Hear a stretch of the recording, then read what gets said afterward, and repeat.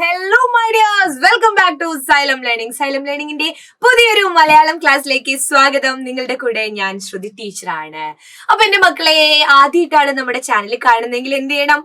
Subscribe ചെയ്തേക്കണം. അതുപോലെ WhatsApp community ഗ്രൂപ്പിലെ ഇതുവരെ ജോയിൻ ആവാത്തവരെ ജോയിൻ ആവണം കേട്ടോ. നമ്മുടെ ഫസ്റ്റ് കമന്റ് ആയിട്ട് പിൻ ചെയ്ത് വെച്ചിട്ടുണ്ടാവും. അതിലൊരു ലിങ്ക് ഉണ്ടാവും. അതിലൊന്ന് ക്ലിക്ക് ചെയ്താൽ മതി നിങ്ങൾ ഡയറക്റ്റ് വാട്സ്ആപ്പ് കമ്മ്യൂണിറ്റി ഗ്രൂപ്പിലേക്ക് പോകാം. അതെന്തിനാണ്? നമ്മുടെ ലൈവ് ക്ലാസിന്റെ ഒക്കെ നോട്ട്സ് നിങ്ങളിലേക്ക് എത്താൻ വേണ്ടിയിട്ടാണ് കേട്ടോ. അപ്പൊ ലൈവ് ക്ലാസ്സുകൾ കാണാൻ മറക്കരുത്.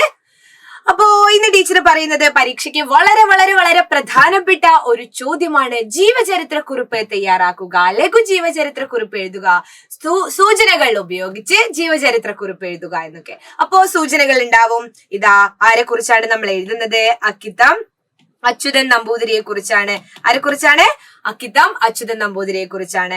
അപ്പോൾ നമുക്ക് അക്കിത്തം അച്യുതൻ നമ്പൂതിരിയെ കുറിച്ച് എഴുതുമ്പോൾ നമുക്കറിയാം അദ്ദേഹത്തിന്റെ പ്രധാനപ്പെട്ട കുറച്ച് സൂചനകൾ നമുക്ക് തരൂലേ. ഇവിടെ പോയിന്റ് ആയിട്ടാണ് തന്നിരിക്കുന്നത്. അതെല്ലാം കൂട്ടി നമ്മൾ എന്ത് എഴുതണം? ഒരു ജീവചരിത്ര കുറിപ്പായിട്ട് പരീക്ഷയ്ക്ക് എഴുതേണ്ടതുണ്ട്. അക്കിത്തം അച്യുതൻ നമ്പൂതിരിയെ നമുക്കെല്ലാം അറിയാം അല്ലെ. എന്താണ്, ഒരുപാട് കവിതകൾ നമുക്ക് സമ്മാനിച്ച എഴുത്തുകാരനാണ്, അല്ലെങ്കിൽ കവിയാണ്. ആര്? അദ്ദേഹം അല്ലെ, അക്കിത്തം അച്യുതൻ നമ്പൂതിരി എന്ന് പറയുന്നത്. അദ്ദേഹത്തിന്റെ ഏത് കവിതയാണ് നമ്മൾ പഠിച്ചത്? പെട്ടെന്ന് പറഞ്ഞേ, ഏതാണ്? മരണമില്ലാത്ത മനുഷ്യൻ എന്ന കവിതയാണ്. അപ്പോ നമുക്ക് ജീവചരിത്ര കുറിപ്പ് ഒന്ന് എഴുതി നോക്കാം അല്ലെ. തന്നിരിക്കുന്ന സൂചനകൾ ടീച്ചർ വായിക്കുന്നില്ല. ഇതാ ഇത്രയും കാര്യങ്ങളുണ്ട്. അതെല്ലാം കൂട്ടി വെച്ചിട്ട് നമുക്കൊരു ജീവചരിത്ര കുറിപ്പ് അങ്ങോട്ട് എഴുതാം. നോക്കിയേ, 1926 മാർച്ച് 18 പാലക്കാട് ജില്ലയിലെ എവിടെയാണ് ജനിച്ചത്? കുമരനെല്ലൂരിലാണ് അച്യുതൻ നമ്പൂതിരി ജനിച്ചത്.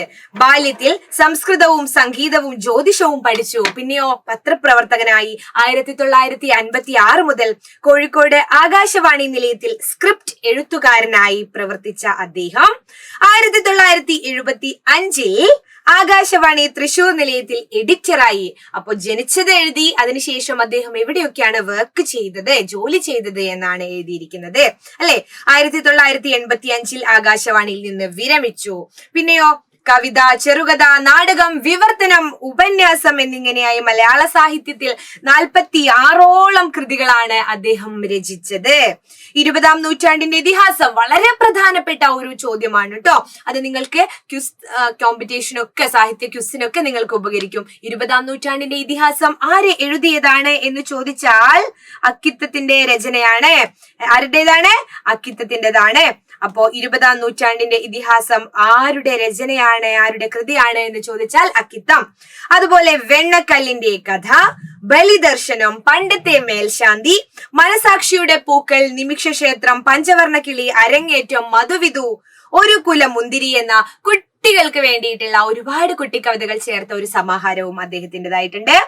അമൃതഗാധിക, ഇടിഞ്ഞു പൊളിഞ്ഞ ലോകം, കളിക്കൊട്ടിൽ തുടങ്ങിയവയാണ് പ്രധാന കൃതികൾ. ഇതിൽ ഏറ്റവും ഇമ്പോർട്ടന്റ് ആയിട്ട് നിങ്ങൾക്ക് ഓർത്തു വെക്കാം എന്ത്? ഒരു കുല മുന്തിരിയും. അത് കുട്ടികളുടേതായതുകൊണ്ട് കേട്ടോ, കുട്ടികളുടേതായതുകൊണ്ട് ഒരു കുല മുന്തിരിയും, അതുപോലെ 20ാം നൂറ്റാണ്ടിന്റെ ഇതിഹാസവും മക്കൾ ഒന്ന് ഓർത്തു വെക്കുക. ഓടക്കുഴൽ അവാർഡ് കിട്ടിയിട്ടുണ്ട്, സഞ്ജയൻ പുരസ്കാരം, പത്മപ്രഭ പുരസ്കാരം, എഴുത്തച്ഛൻ പുരസ്കാരം, വയലാർ അവാർഡ്, പത്മശ്രീ, ജ്ഞാനപീഠം എന്നീ പുരസ്കാരങ്ങൾ ലഭിച്ചു. പിന്നെ അദ്ദേഹം മരിച്ചത് 1920 ഒക്ടോബർ 15 അദ്ദേഹം അന്തരിച്ചത് മക്കളെ. അപ്പോ ജ്ഞാനപീഠം കിട്ടിയ വർഷം എപ്പോഴാണ്? അദ്ദേഹം മരിക്കുന്നതിന്റെ തൊട്ട് മുൻപിലത്തെ വർഷമാണ് 2019 കേട്ടോ. 2020 അദ്ദേഹം മരിച്ചു. 2019 അദ്ദേഹത്തിന് ജ്ഞാനപീഠ പുരസ്കാരം ലഭിച്ചത്. അപ്പൊ നിങ്ങൾക്ക് വേണ്ടിയിട്ടുള്ള ഇന്നത്തെ ചോദ്യം, വെളിച്ചം ദുഃഖമാണുണ്ണി, തമസ്സല്ലോ സുഖപ്രദം. ഇത് ആരുടെ വരികളാണ്? എന്റെ മക്കൾ എല്ലാവരും ഇതിനെ കമന്റ് ചെയ്യുക.